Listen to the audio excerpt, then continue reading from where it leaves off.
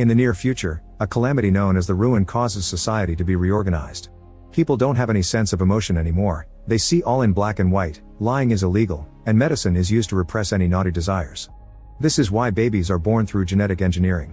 Such reorganization has removed all pain and conflict to allow for peaceful coexistence, but it's also left people without individuality, since they're all one and the same.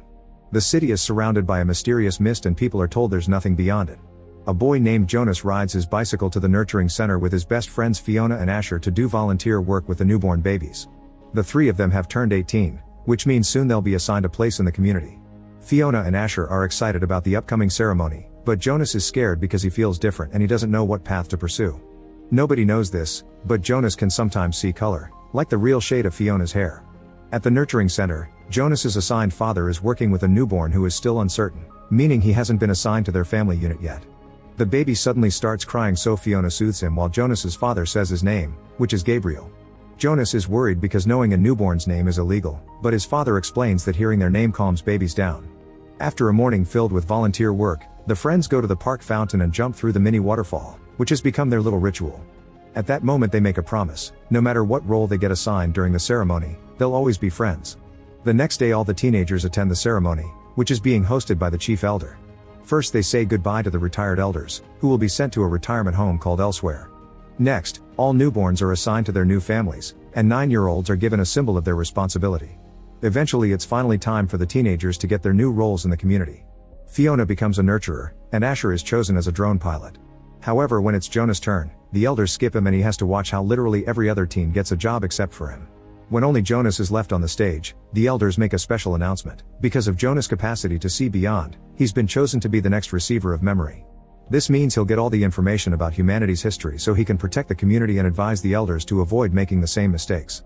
Jonas was left for the end because the elders had to think extra hard about their choice. They even say they can't afford another failure. After the ceremony is over, Jonas asks his mother what the elders meant by that, but his mother quickly changes the subject. Then Jonas goes to his room and activates a chip that teaches him more about his new role. He'll have to report to the current receiver for training, and after every training session he must immediately return to his house. All the details of this training must be kept secret. This role gives Jonas the privilege of many legal exceptions. He can ask any question and lie without being seen as rude, and aside from the daily anti-desire injection he mustn't take any medication, especially those that stop pain. The following day, Jonas puts on his new uniform, which makes him look different from everyone. He rides his bike to the edge and enters a lonely house where he meets the current receiver of memory. Since he'll be passing the memories to Jonas to be the new receiver, the old man says he's now the giver. The man explains that Jonas' training will be receiving humanity's history and learning to guide the elders, then makes him sit across from him. Jonas notices a mark on the giver's wrist which matches the one he has. The giver makes him move until they're as close as possible and takes Jonas' hands, causing him to start having visions. He suddenly feels cold and is shocked to see snow, which he never saw before. There's a sled nearby so he tries taking a ride, only to stop when he spots a house with a happy family singing a Christmas song. Before he can learn more, Jonas appears back in the giver's room. Apparently this is all for the first day, but the giver promises that there's much more to the world than people think. In the evening, the mother says there's something a little different about Jonas. At that moment the father comes home with Gabriel because the baby needs help to catch up on his development. Jonas notices Gabriel has the same mark on his wrist and can guess what will be his future. The next day, the giver announces they'll learn more about color. The giver shares that his first color was yellow, and Jonas tells him about the red of Fiona's hair. Then the giver sends Jonas into another memory, and this time he can see lots of wonderful colors in the sky. It seems this is the first time he gets to look at a sunset. When Jonas returns to reality, he's shocked to see colors in the room, although some of them are still a bit muted. It's explained that the elders decided to get rid of colors because it encouraged envy, but as Jonas advances with his training, he'll see more colors and in brighter tones. When Jonas looks out the window, he's surprised to see a wonderful tree among the mist and realizes that they were lied to about there being nothing beyond the mist. The following morning, Fiona finds Jonas laying on the grass and watching his surroundings. He's amazed by all the colors he can see now, but Fiona of course doesn't get it. The teens dare to hold hands only to be interrupted by Asher, who invites them to watch the drones fly. The group moves to the best viewing point and Asher shares that in his new job, he's seen elsewhere. It turns out it's just a few farms with houses, but he also saw 2 huge rocks that formed a triangle. Next, Fiona and Asher ask Jonas about his job, but since he isn't allowed to answer he wants to show them a trick. Not taking him seriously, Asher goes back to his own training, but Fiona follows Jonas' instructions. They grab some trays and sit on them, then they push themselves down from the viewing point into the grass as if they were on sleighs. Both teens laugh as Jonas helps Fiona to her feet, but the community radio reminds them that it's rude to touch people outside their family unit. Meanwhile, the chief elder meets with the giver to discuss Jonas because he was caught almost sharing his training with his friends. However, the giver says that this is inevitable and that he used to do it too when he was young. Angry, the chief elder tells the giver to behave, reminding him of what happened to the last receiver. Sometime later during another training session, the giver hands Jonas a bunch of books for him to read. During the process, a map falls out and Jonas sees it shows their world with a border around it called the boundary of memories. Jonas realizes that if a receiver crosses the boundary, then all the memories of the world would be set free. Then the giver takes him to the basement and reveals he has a piano, which fascinates Jonas because he never heard music before. The giver starts playing as he explains that the morning injections remove people's ability to feel emotions. When the giver grabs Jonas' hand, he has another vision. There's an old-timey wedding going on full of food, music, and dancing. People are clearly happy and feel connected with each other. Once he reappears in the real world, Jonas realizes he feels lots of new emotions like he never felt before. The next morning, Jonas tries teaching his sister how to dance, however their parents catch them red-handed and are disturbed by the activity. Suddenly they receive a hologram message from the chief elder, who is wondering if Jonas is being trained properly. Jonas assures her that he is and lies, saying he and the giver sit together and just talk. Then Jonas leaves for training, but instead of taking the injection, he grabs an apple. Once he's gone, the chief elder asks the mother to keep a close eye on her son. Days pass and the giver continues to show Jonas all kinds of memories from the old world. Jonas gets to see how different people could be and learns about concepts like culture, art, and religion. He also learns about the animals that used to coexist with humans. The giver makes sure to touch every important historical milestone and Jonas slowly understands how the old world was richer and more complex.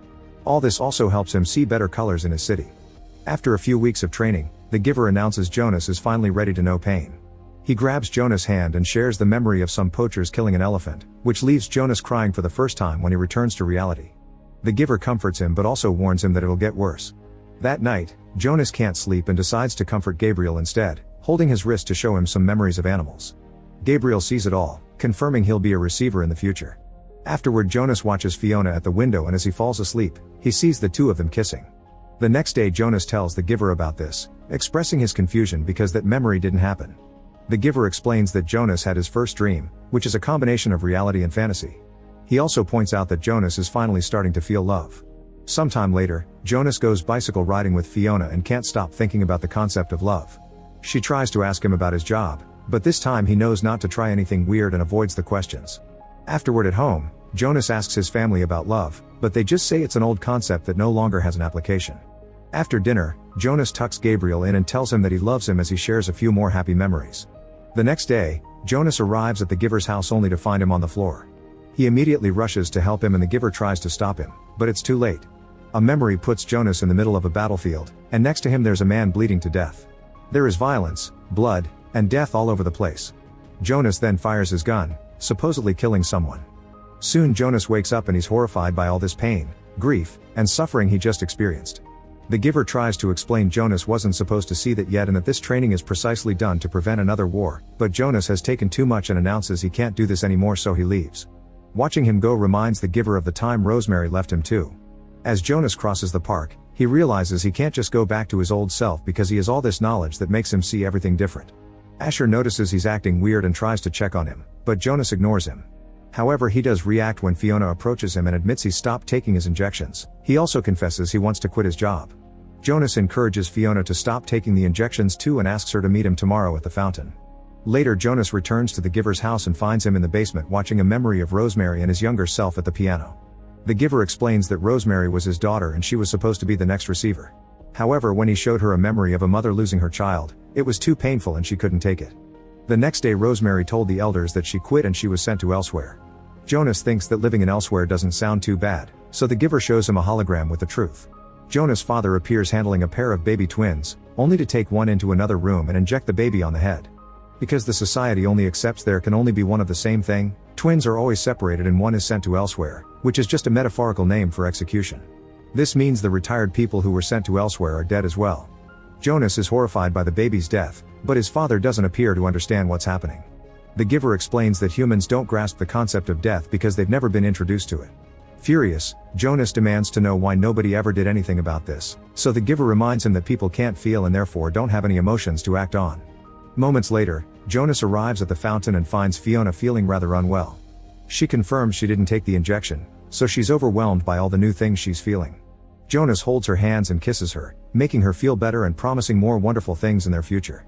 After Fiona leaves, Jonas finally remembers that he dreamed about her when he was a child, and when he told his parents, they fixed it with an injection. Afterward, Jonas goes home and notices Gabriel isn't there, so the mother explains that Gabriel failed the maturity test and will be released into elsewhere. Knowing the real meaning now, Jonas refuses to have dinner with his family and rushes to his room to pack a bag. Then he escapes through his window and rides away on his bicycle. Suddenly Jonas finds the way blocked by Asher, who reminds him leaving his home this late is illegal. Jonas tries to explain that there are more important things, but Asher still grabs the bicycle to stop him, so as they fall, Jonas shocks Asher by punching him. Then Jonas manages to escape and goes to the giver's home to ask for his help. The giver is glad to see this rebel act and they make a plan together. Jonas will take Gabriel to the boundary of memories to release humanity's history, while the giver stays to help guide people once all those memories come back. Meanwhile, Jonas's mother hears what happened from Asher and reports the incident to the chief elder, who immediately makes a hologram call to the giver. Jonas hides just in time and the giver tells the chief elder he doesn't know where Jonas is. The chief elder can tell he's lying, but she can't force him to talk, so instead she concentrates on tracking Jonas on the security cameras. Then the giver gives Jonas the map, and as he says "I love you," he shares some memories of revolutionary events to fill him with courage. In the city, a message is played announcing Jonas is a wanted man. Soon he makes it to the nurturing center, which is seen by the chief elder on the cameras, and she sends her men after him. She also finds a recording of the kiss, which horrifies every elder in the room. In the nurturing center, Jonas convinces Fiona to take him to the restricted floor while explaining he'll be leaving the community for good. After they find Gabriel, Jonas asks Fiona to come with him, but she refuses to leave her family, so she says goodbye with a kiss. At that moment the guards enter the building, so Jonas takes Gabriel through another door while Fiona takes an empty cradle and starts running, causing the men to follow her believing she has the baby. After a long chase, Fiona is surrounded and captured, but Jonas manages to escape by stealing a guard's bike. Unfortunately, the guards soon catch on and start chasing him too. Jonas goes as fast as possible, crossing the city as he makes his way to the edge. The guards follow him there, but they immediately stop when they see him jump into the mist where they don't dare to follow. The chief elder receives a message saying Jonas was lost to the edge and the search is cancelled.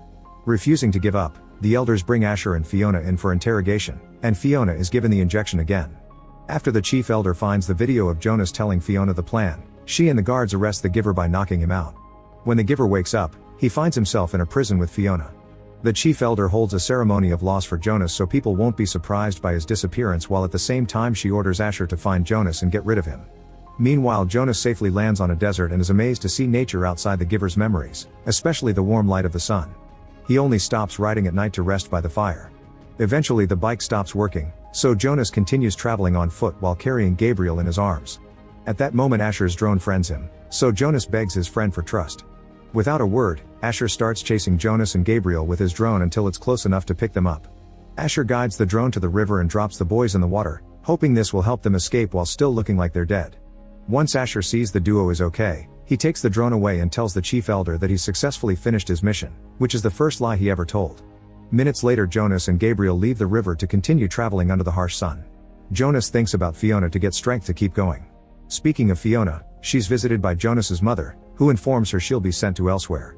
A desperate Fiona starts sharing all the wonderful things Jonas taught him, saying humanity has been robbed. Eventually Jonas and Gabriel leave the desert and make it to the snowy mountains. While dealing with the bitter cold, Jonas takes out the map and starts looking for a tower, but he can't see anything and passes out. Back to Fiona, she's taken to the chamber room where she'll be released, so the giver joins the watching elders and begs them to end this unnecessary drama. However, the chief elder refuses, reminding the giver that love only brings jealousy, hate, and violence because people are weak and selfish. At that moment Jonas wakes up because Gabriel is crying. Buried in the snow, he finds a sled and remembers his first given memory, so he sits on it and the duo quickly slides down the hill. This helps them finally reach the tower that marks the boundary, and as they cross the force field, all of humanity's memories are released just in time to stop his father from giving Fiona the lethal injection. As the city fills with color again, Jonas and Gabriel find the house from the memory and settle down to wait for Fiona. Make sure to subscribe.